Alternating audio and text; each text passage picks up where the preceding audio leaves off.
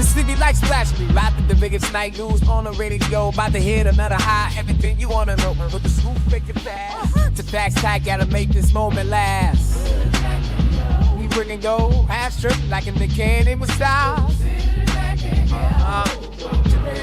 It's about to get wild. Let the Raiders roll. Yeah, let the truth unfold. Las Vegas in our veins, like a story told. We moving through the speakers, shaking up your soul. Yeah, we Lunatik real. Always on the road.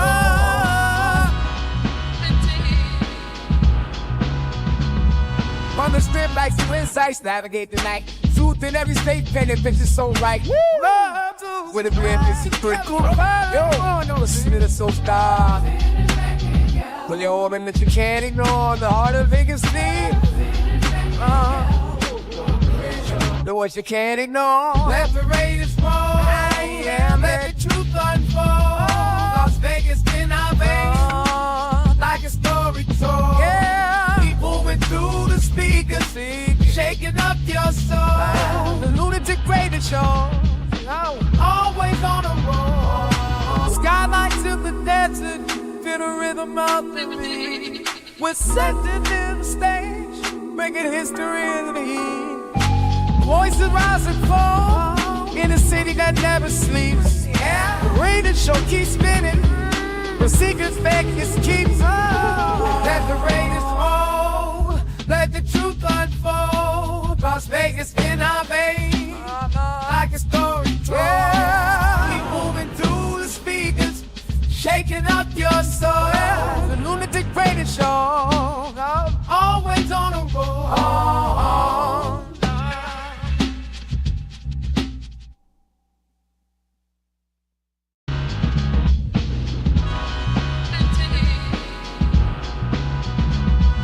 The city like splash me, rapping the biggest night news on the radio. About to hit another high, everything you wanna know. But the scoop make it fast. To tax tag, gotta make this moment last. We bringing yo half strip like in the candy with style. It's about to get wild. Let the Raiders roll. Yeah, let the truth unfold. Las Vegas in our veins, like a story told. Speaker, shaking up your soul. Yeah, we Lunatik real. Always on the road. On the strip like some insights, navigate the night. Truth in every state, painted pictures so right. Love to with a brand new secret. Yo, no, listen to the soul star. Pull your orb in that you can't ignore. The heart of Vegas need. The voice you can't ignore. Let the Raiders roll. Yeah, let the truth unfold. Las Vegas in our veins, like a story told. Yeah, keep moving through the speakers, shaking up your soul. The Lunatic RAIDERVIsion, always on the road. Skylights in the desert, feel the rhythm of the beat. We're setting in the stage, making history in the heat. Voices rise and fall in a city that never sleeps. Yeah, the RAIDERVIsion keeps spinning. The secrets Vegas keeps. Let the Raiders roll. Let the truth unfold. Las Vegas in our veins, like a story told. Ladies and gentlemen, may I have your attention, please? 10, 9, 8, 7, 6, 5, 4, 3, 2, 1. Welcome.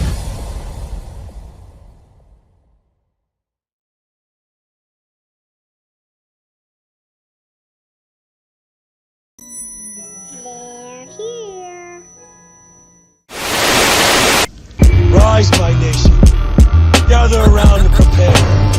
Our pride will be restored. Our shadow will fall with wicked damnation. Rise, my nation. Rise. This is your nation. This is our nation. This is the Raider Nation.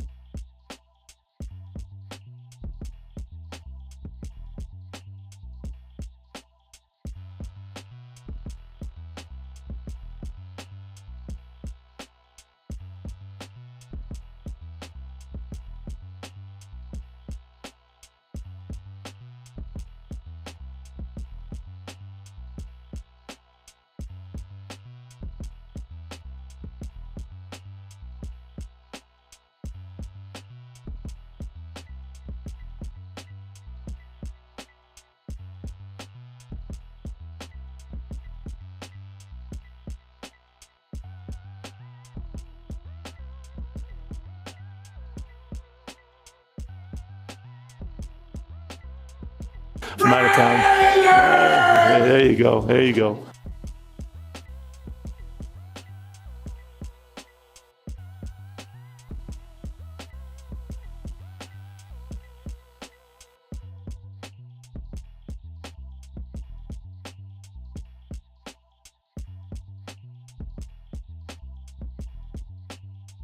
I'm out of time.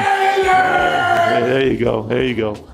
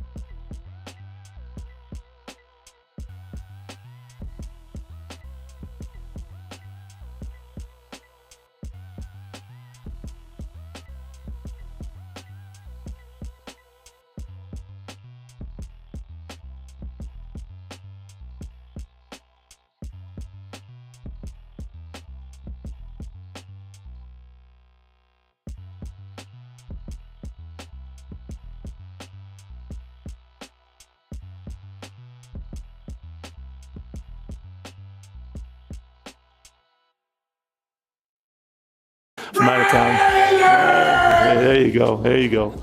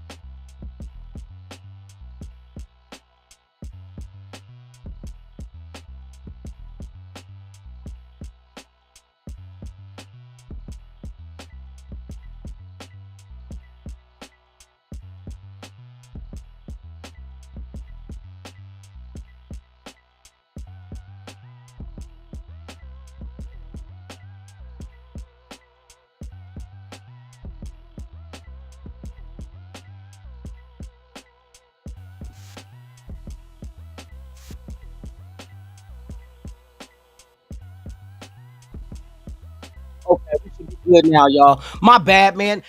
I didn't have not the speaker, but the microphone was not plugged in as the one I wanted to use. It was on, man. My shit been tripping, bro. I can't even get my external speakers. Something happened where everything fucked around and got messed up, man. Hey, but let me get back into it. Start all over. Rewind. Okay, we gonna start the show all over again. Y'all ready?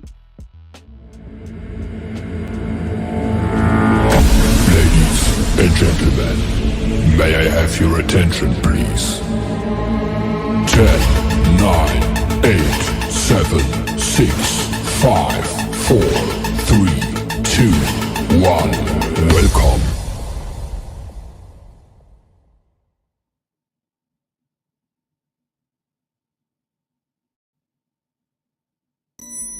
They're here. Rise, my nation. Gather around and prepare. Our pride will be restored. Our shadow will fall with wicked damnation. Rise, my nation. Rise! This your nation. This is our nation. This is the Raider Nation. Can you dig it?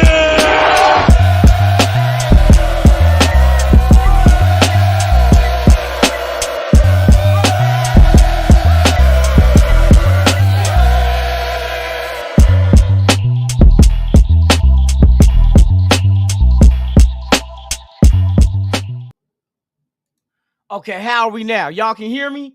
Let me know in the chat if y'all can hear me, man. I had to set the damn mic up, bruh. I don't know why it just switched on by itself and I have it as the default. Oh my God, man, that should be irritating me. Y'all, let me get a thumbs up in the chat if y'all can hear me.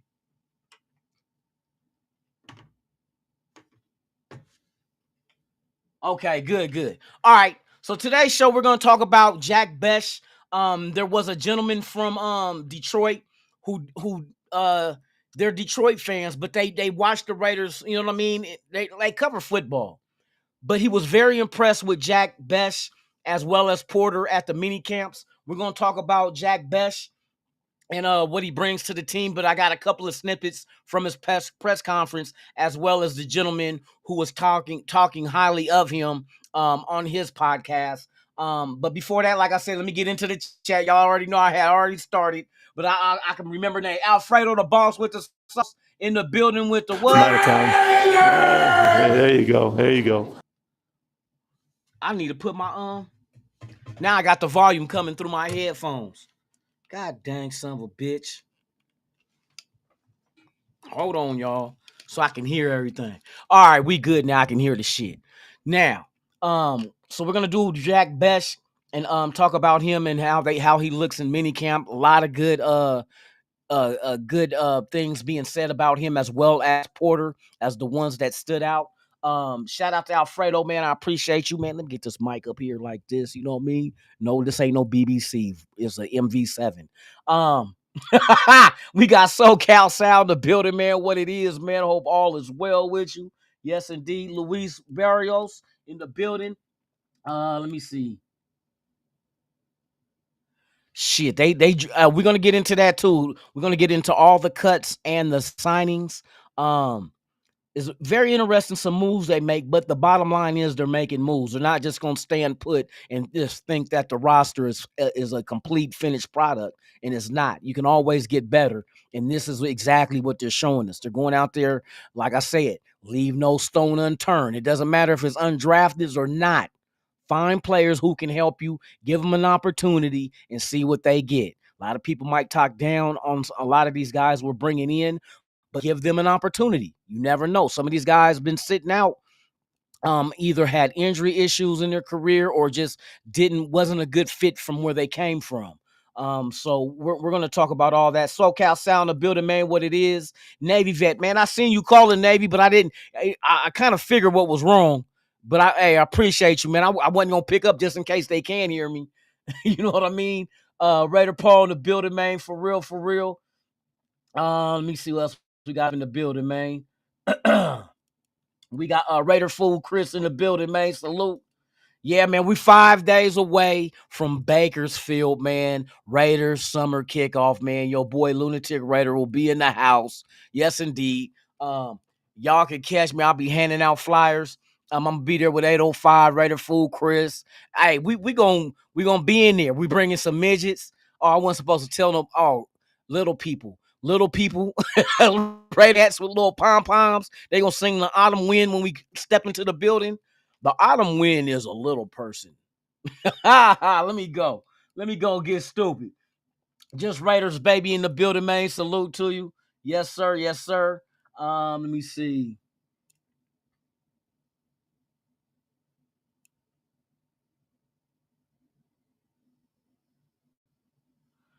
You say that's what the regime is doing, but how many coverage linebackers did we just sign? I'll wait. Because last time Jalen, what's the dude that was with us, and you know what I mean, special team type guy, but I guess he's more suited for the Will or the Sam. You know what I mean? So I don't know. We'll see how they do it, how they're gonna compete. There's other couple of guys. Matter of fact, once I get over with this, we're gonna go over the names that were released and we brought in. Let me see. Desert Raider in the building, man. Salute to you. Thank you for pulling up. Sacktown Raider Mike in the building, man. What it is? Yes, indeed. Yes, indeed. Oh, shit. Here we go on the one, y'all. My name is D-Nice. My name is D-Nice. D-Nice in the building, man. What it is, brother. For real, for real. Let me scroll down. Okay, let me get through. Let me see.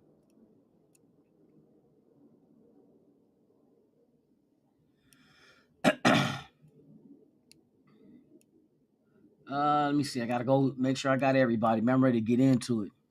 Yep, Wednesday is the schedule release. It's gonna be interesting. I'm gonna tell you why it's gonna be interesting. This is the thing that I'm tripping off of.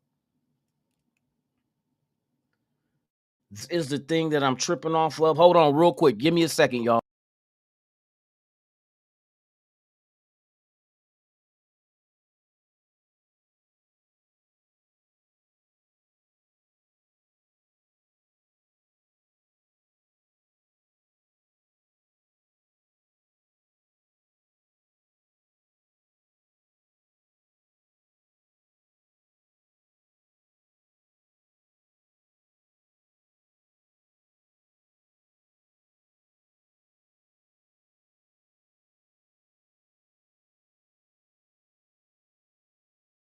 All right, y'all. I got some kind of. I'm trying to read in between the lines, but I do believe. I don't know if the first week of the season we have a home game, but it looks like the second. This is why I say the second week. Canelo and Crawford fight September 12th. That's a Friday. September 12th at Allegiant Stadium. Let me double check it, man, because that's kind of weird for it to be a Friday. But they said the fight between Canelo Alvarez and Terrence Crawford is scheduled for September 12th, 2025 at Allegiant Stadium in Las Vegas. The fight will be an undisputed super middleweight title bout and be in Ring Magazine title holder Canelo Alvarez. Okay, so the 12th, I just looked. The 12th is on a Friday, September 12th. So that's telling me the reason why they're having a fight on a Friday is because it gives them time to get the field and stuff in and get the ring broke down that Saturday to get the game on Sunday. So I think our home opener will be the 14th of September. I'm just guessing by the way the schedule is with Allegiant Stadium.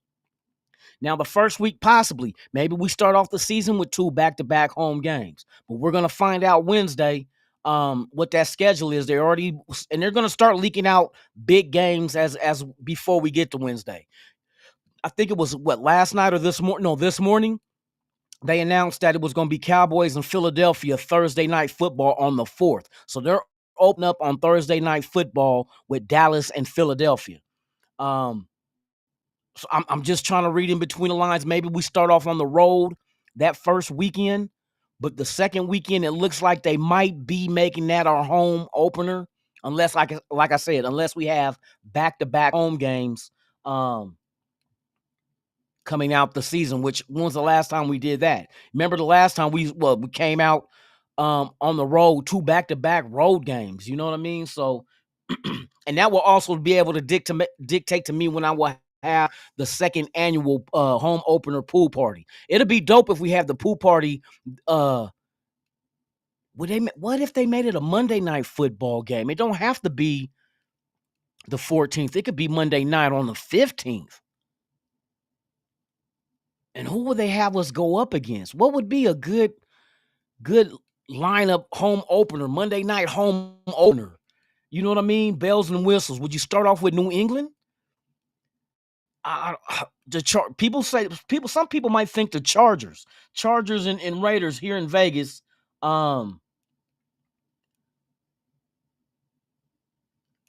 it would be the home opener. I don't know, bro. But I could see maybe Monday Night Football. Maybe it's Monday Night Football week 1. I don't know. I'm just trying to guess. I just know Canelo. They got Canelo and Crawford scheduled for the 12th of September, and that's a Friday. Like on the 4th on a Friday. Well, I'm definitely gonna have a damn. That's crazy though on a Friday though, but hey, it'll work. That shit'll work for real, for real. All right, so let me shout out to everybody that pulled in, man. We're gonna go ahead and get into it, man. Ferris Johnson, I see you, man. Thank you for pulling up.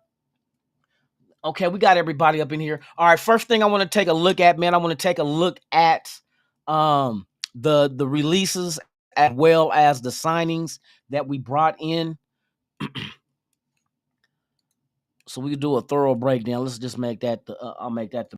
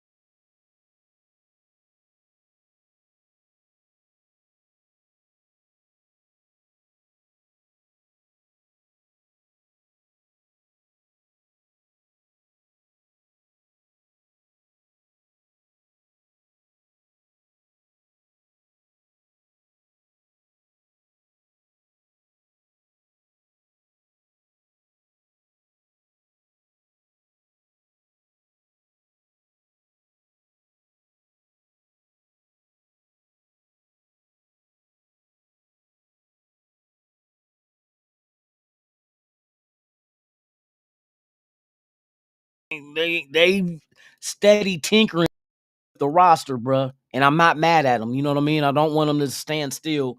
And if there's anybody out there that can improve this team, then his best bet is go out there and bring them in and let's see what happens. You can't go wrong with trying to find out. You know what I mean? What if they do pan out? That's the main thing. So let's go ahead and dive into this Jack Bech. Like I said, I got a couple of interview snippets I took that this dude is wiser beyond his years. You know what I mean? For him to be a young guy coming out of TCU, starting off with LSU his freshman year, he puts in work, and he sounds very confident in what he sounds like a veteran. He doesn't sound like a rookie to me. When I listen to him speak, he's not unassured. He's not overconfident. He sounds like he's been there before, and I'm knowing that's probably the common denominator amongst all these young guys that we have brought in is the fact that these guys are ready to work. They're not scared to work.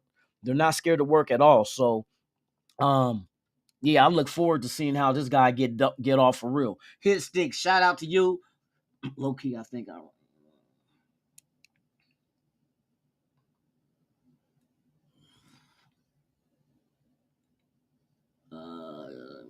All right, so let's go ahead and dive into it. Man, first what I'm going to do is I want to get in the guy from the Detroit fan who talked about Bech and how impressive he looked at minicamp and breaking it down too. Though there's a lot of little tidbits he threw in there from when he was at LSU as a freshman and he led the team in receptions, and that was with notable guys that were on that team as well, at wide receiver that are all in the NFL. That's big for a freshman to come in there and you know what I mean, target. Then man, that's impressive. So without further delay, man, we're gonna go ahead and dive into it. I forgot this guy's name in his name is Craig, but I forgot the name of his podcast. But he is a Detroit Lions fan, but he's non-biased. He's giving his truthful opinion, and he speaks highly of the Raiders and Jack Bech. Let's go. Here's what I want you to hear about Bech. And I'm going to give you, first, I'm going to start with just a crazy thing that most people may not know. We know about him at TCU. He was an outside receiver at TCU. But what most people don't remember, as a hybrid receiver tight end, as a true freshman at LSU, he was a receiver. He was part of a pass-catching group that included, wait for it, Malik Neighbors, Brian Thomas Jr., Kayshon Boutte, and Trey Palmer. All four are in the NFL. By the way, he's also in the NFL too, right? Yet it was Bech who led LSU in receptions in 2021. And after the coaching change, he transferred to TCU but battled injuries in 2023 before breaking out as a senior. Look, he's only the fifth player in program history at TCU to break 1,000 yards. And it wasn't because he had the help of a great quarterback. This is a good wide receiver. And he showed it. I'm going to get into some of the stuff that he was really impressive with at practice. But this is what he said about his game. He said he aimed to model his game after, I'm going to give you a few names here, Puka Nacua and Cooper Kupp. Also, former Raiders receiver Amari Cooper and Justin Jefferson. It's not a bad four guys to model your games after. He said with Nacua, it's his ability to use his body, leverage his physicality, and physicality to get open. With Kupp, it's how he understands the nuances of the game. With Cooper and Jefferson, it's their precise route running. And all of that was absolutely on display. People are saying he will be a day one starter. That's not a guarantee. When you take a player at when you take a player at the back end of the second round, it's not a guarantee. Here's what he had to say, and I think this is a fantastic depiction of what you need to be a good wide receiver. He said, and this is the article, it said Bech isn't the fastest or the biggest receiver. He's 6'1", 215. He actually is really big. Like, if you go and you look at his RAS here, his size-wise, he's in the 88th percentile weight and almost the 70th percentile for height. He is not a small wide receiver. He also has decent explosion and agility. So, yes, he is a guy that isn't going to win with just pure physicality. I understand, or pure athleticism, but he does have it, and he has the physicality. But he understands the nuances. Here you go. He says it's more about understanding the different leverages and just understanding what the defense is doing. That is a combination of Nacua and Kupp right there. The leverages are Nacua. What the defense is doing is Kupp. And then taking it a step further, he said, you have to understand the nuance of the game and know where to attack. A big thing is knowing how to get open and when to do it. A double move, a stutter and go, or a slant and go might work great against a cover 3, where you can get them to bite. But that might not work well against cover 4 or cover 2. It's different things like that. That's how you'll last. That's how you become a great player. It's what is between the ears. Yes.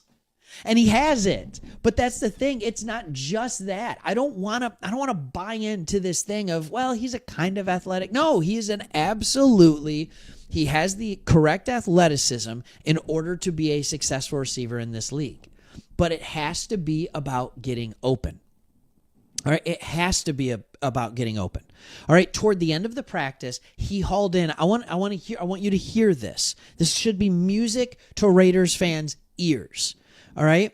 It said he was consistently open Friday, and at the end of practice, he hauled in several deep balls during 11-on-11 drills.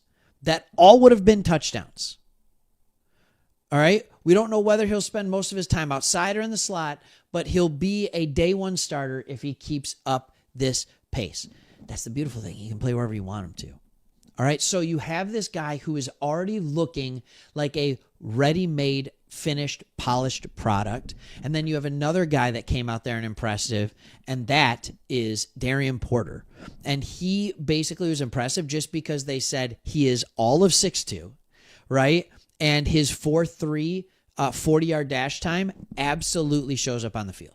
Remember, this is a guy who's transitioned recently from wide receiver to corner. So he has a lot of work to go. But again, Pete Carroll has a history of this. All right, Richard Sherman, Tariq Woolen. And by the way, Tariq Woolen wasn't as good last year when Pete Carroll was gone. I just want to be really clear on that. It's not just about developing corners. It's about putting them in a position to succeed. If you have the skills, you'll get there. All right. He said when they asked Porter about what he thought about those two things, he said they're both tall, long guys. I think athletically, I fit a little bit more with Tariq Woolen than Richard. I'm just looking to take all the coaching I can get to the level of those guys. He understands it. He understands it. So, day one in the books of the Pete Carroll era.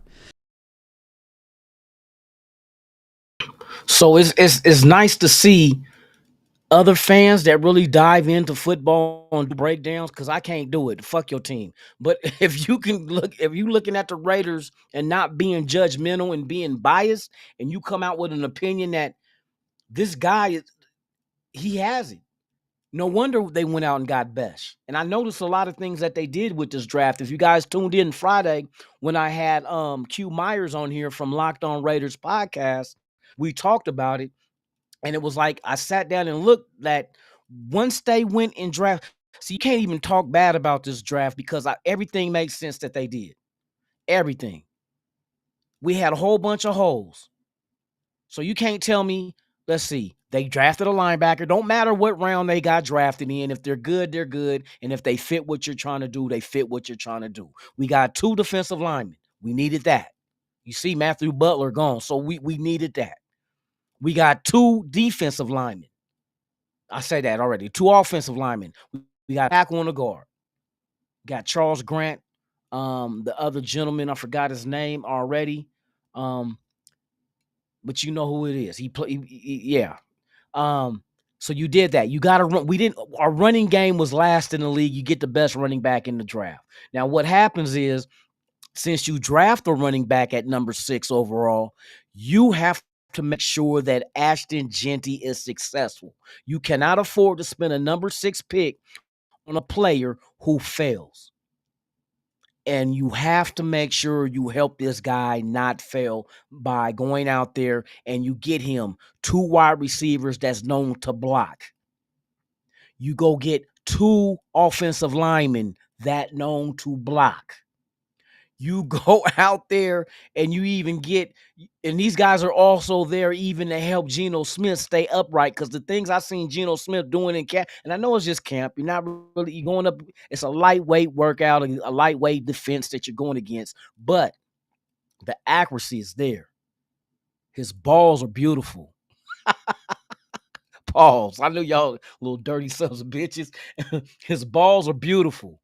You know what I mean? So to be there and be marveled by his ball talent, is just the spirals and tight and catching guys in stride. I mean, I want to see this in live action. I want to see them, you know what I mean? Well, most likely they probably will get out there in preseason. Maybe not the full preseason itself, but enough to get out there just to try to develop timing and connections with your guys. You know what I mean? But they went out there and addressed a lot of shit that we needed.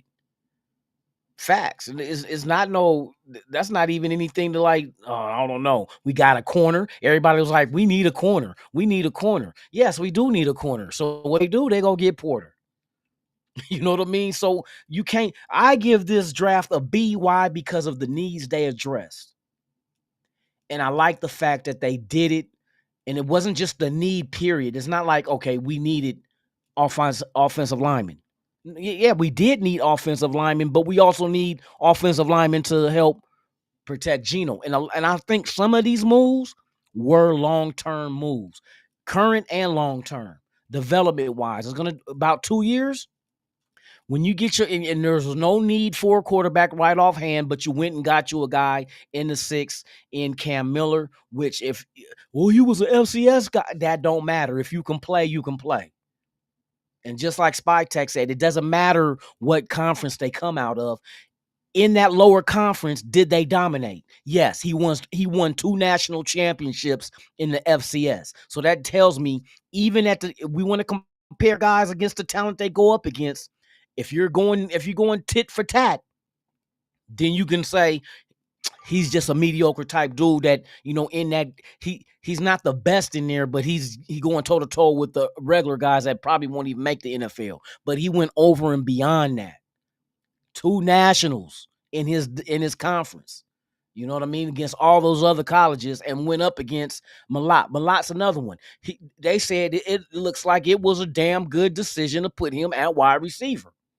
The way he looks in minicamp. Tommy Malott is out there, and he had all the attributes to be a hell of an athlete and to be a receiver. I seen some of the highlights of him in camp. He got hands. He can catch. He's quick. Very agile, too. If you go watch he had some film that he had at Montana State where an elusive guy. You know what I mean? So there's a lot of things this team did that I agree in. Now, the final grade you can't do for like 2 or 3 years. We got to see the development. Does this regime stick around? Does anybody go off and become a head coach elsewhere? And we got to find somebody else with a different ideology in the approach of what this team is going to be. There's a lot of questions that we got to wait and answer. But as far as, did the Raiders address needs? Yes, they did. Everybody, we didn't go out. See, even if it wasn't a need, though, if it made sense. Last year, Bowers wasn't a need. So you probably would have gave them an F for Bowers, but you couldn't because Bowers was an elite type talent at the tight end position. Ashton Genty's a top tier talent at the running back position. Even if we had a running back already, you couldn't deny. Come on, bro. You talk about a Raiders team that had Marcus Allen and Bo Jackson, and Bo Jackson only played half the season because he played baseball first, but Al Davis allowed it. So it's like, bro, I give him a good grade on that one, but now the finished grade is the one that matters. Do they stick around? Are they a bust, or do they prosper and become exactly what the GM and head coaches wanted? You know what I mean? That's going to be interesting to see, though. But I can see Malott. Chip Kelly's going to know what to do with Malott.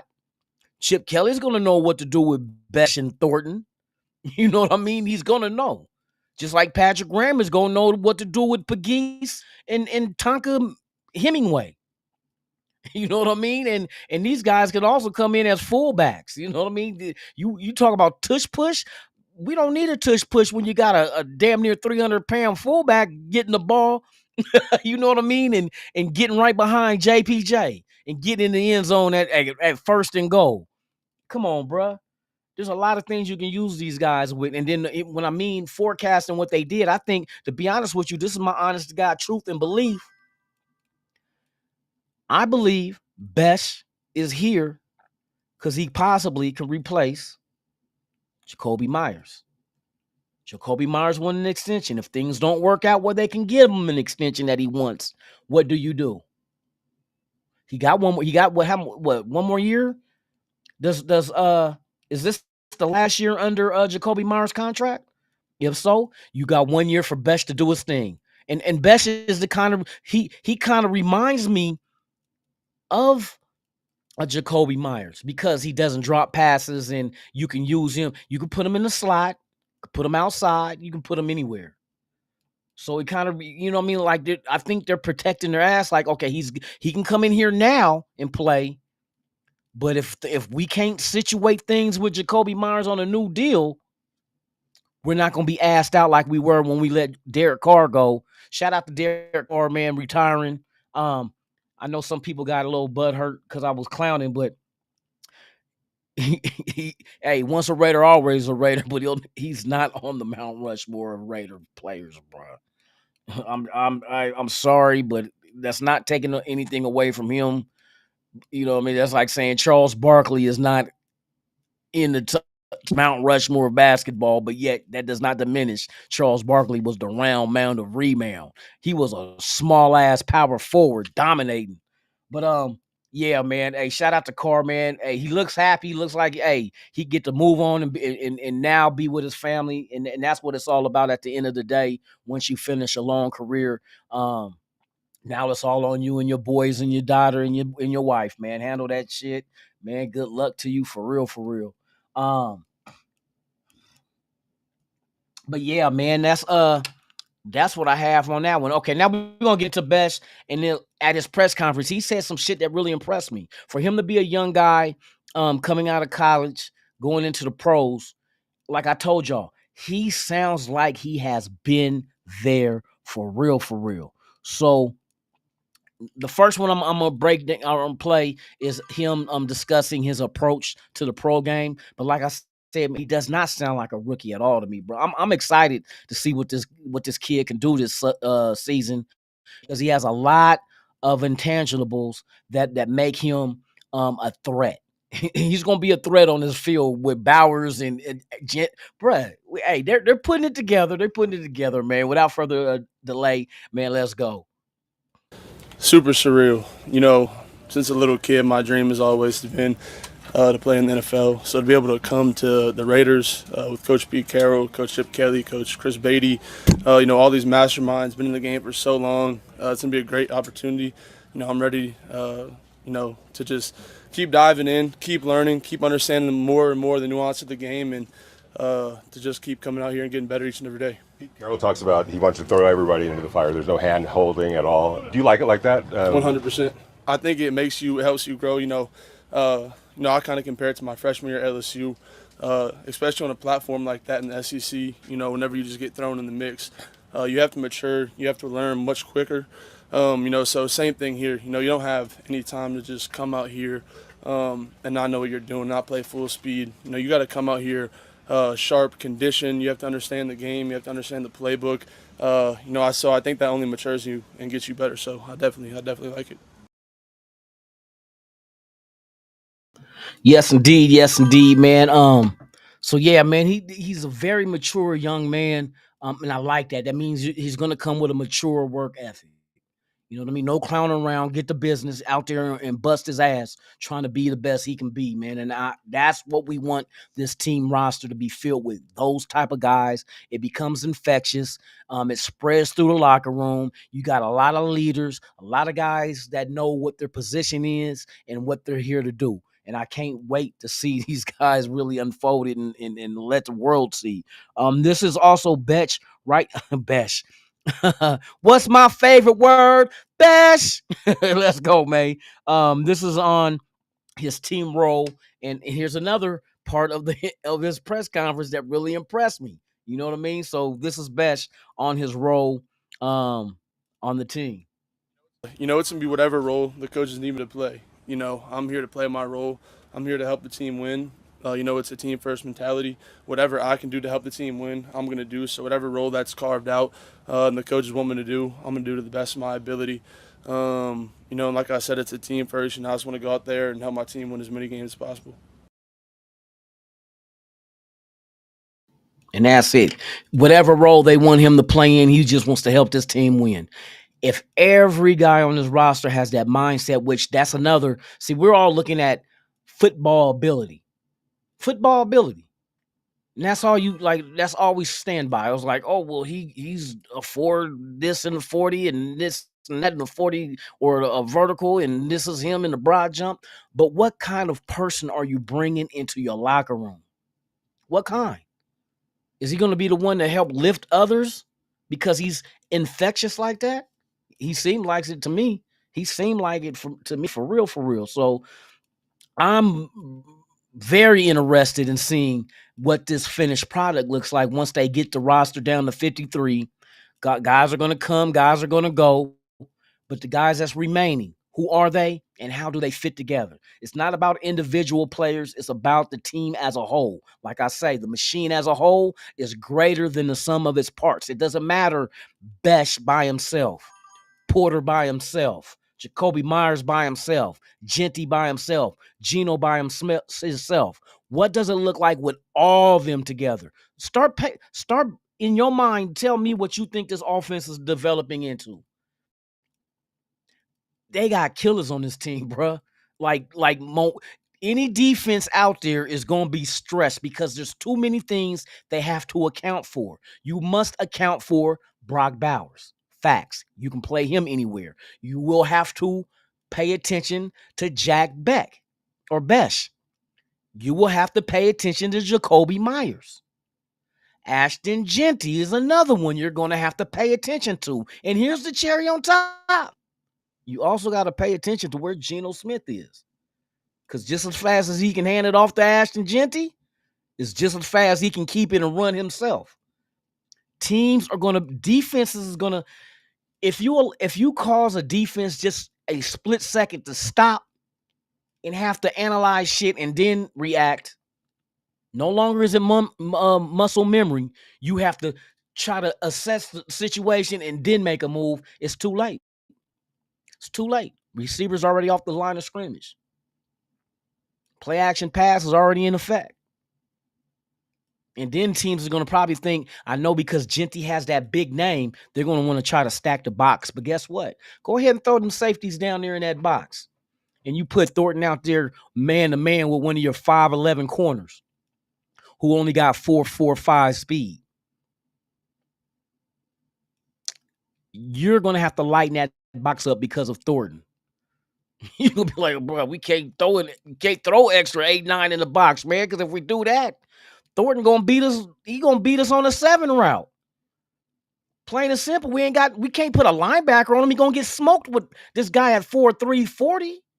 We can't put a corner on him and he's 6'5", and we putting a 5'11" corner on him. Good luck. It's going to be choose your poison. Choose your poison. You know what I mean? You're going to have to choose what is it about the Raiders a defense is going to focus on and try to stop. And that's just Thornton's speed. I'm not to mention, come on, man, Brock Bowers is out there. It's going to be ugly for defenses. Very ugly. Like 80-year-old vagina ugly. You know what I mean? 80-year-old vagina ugly, bro. It's going to be, is that pastrami fries hanging between you? No, let me quit.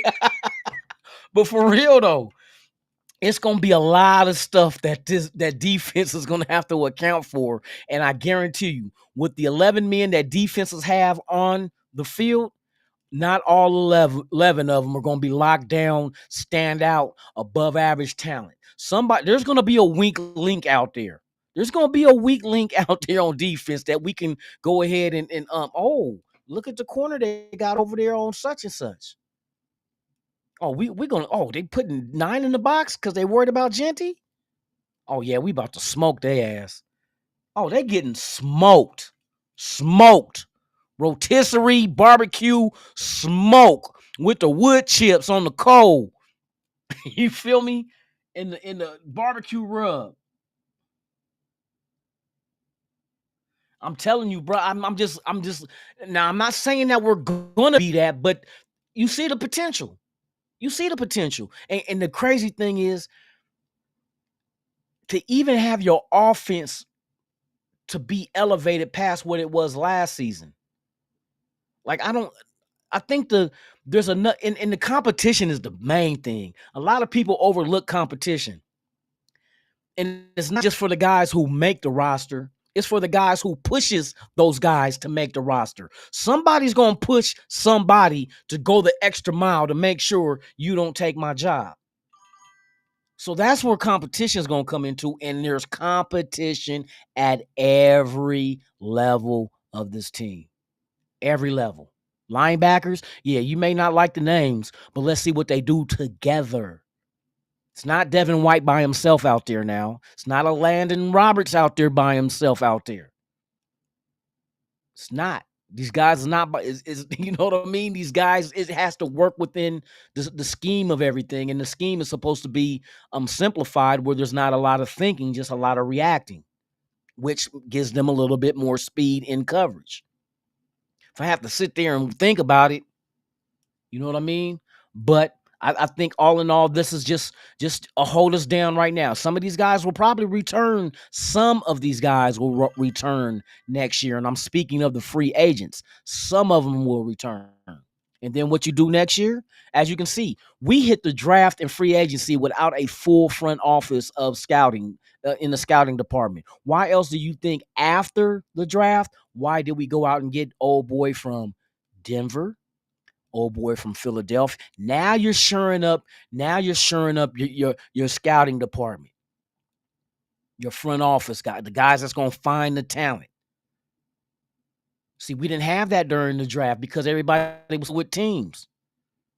See, and that's another thing you got to factor in. You can grade these guys and don't think it was a good draft. It was a good draft considering they weren't at full throttle.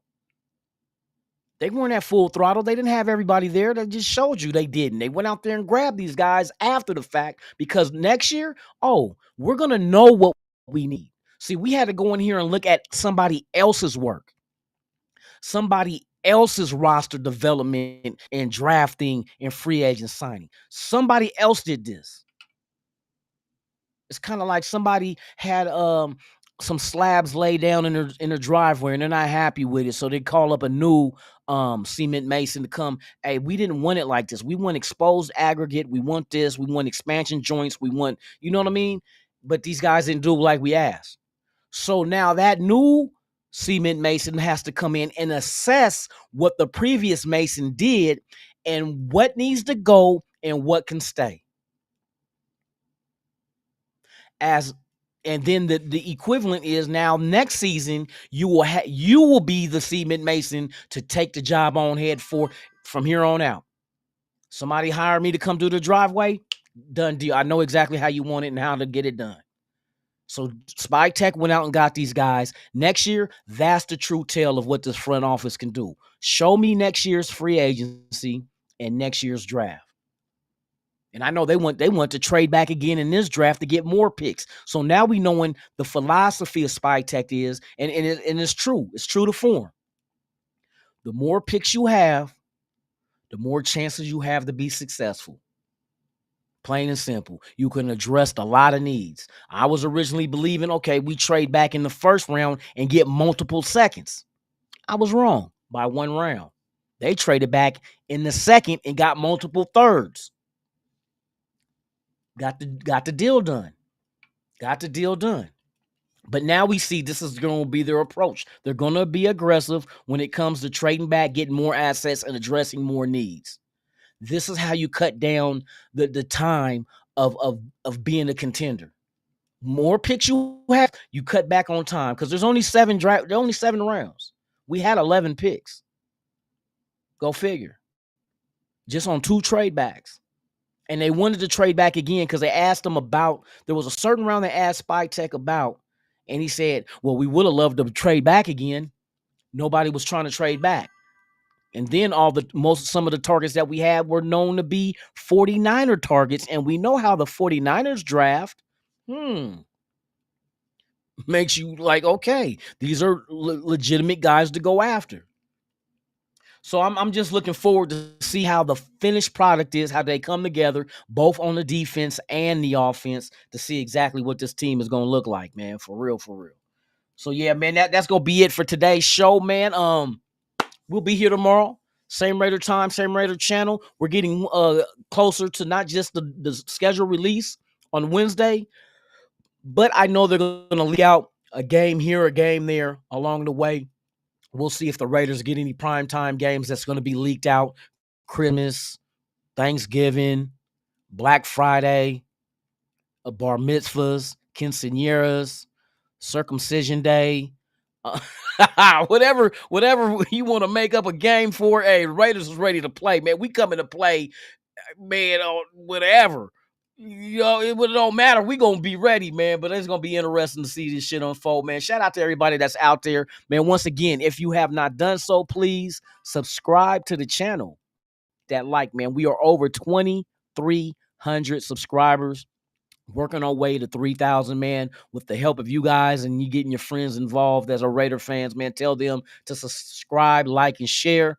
Hit that notification bell too. I'm on every weekday, Monday through Friday, sometimes Saturday. Pay attention. We riding.